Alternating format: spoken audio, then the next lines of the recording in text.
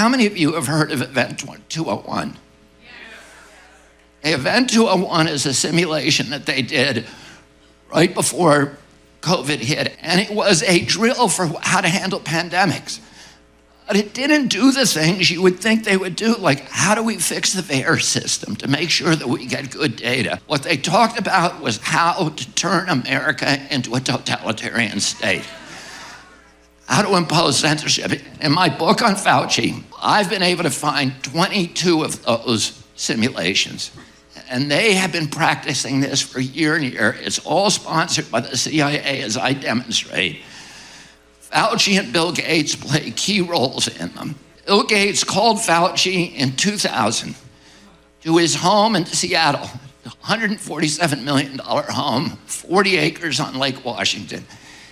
He sat Fauci down in his library and he said, I want to propose to you a partnership. That you and I work together to vaccinate the world. The story in my book tells exactly how they went through that. And the story of these simulations is critically important because it was the way that they prepared. They didn't just have a few people involved.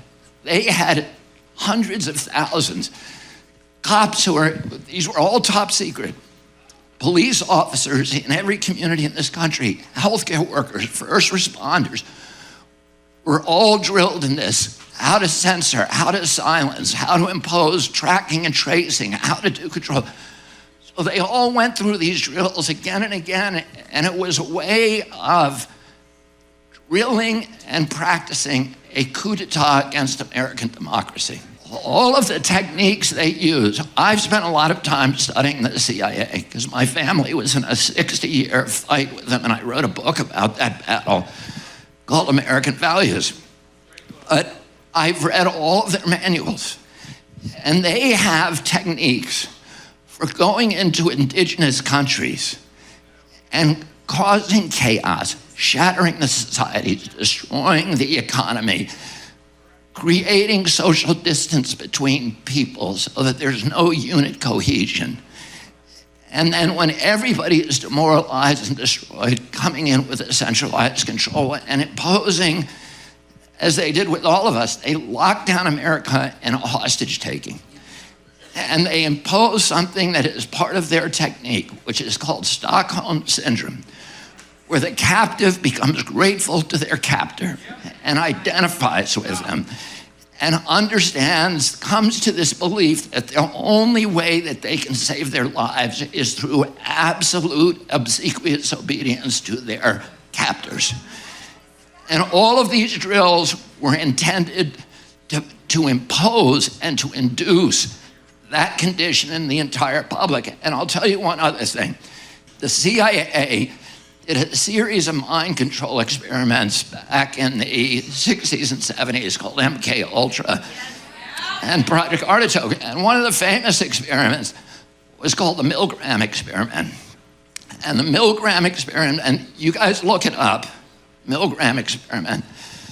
What they did is they brought volunteers from every walk of life, college professors, construction workers, everybody. They put them in a room with a doctor in a lab coat, a figure of authority. And he would tell them, turn up the electricity and shock the person who's in the next room. That person was an actor. And they would tell him, turn it up higher, turn it up higher. It went into the death zone.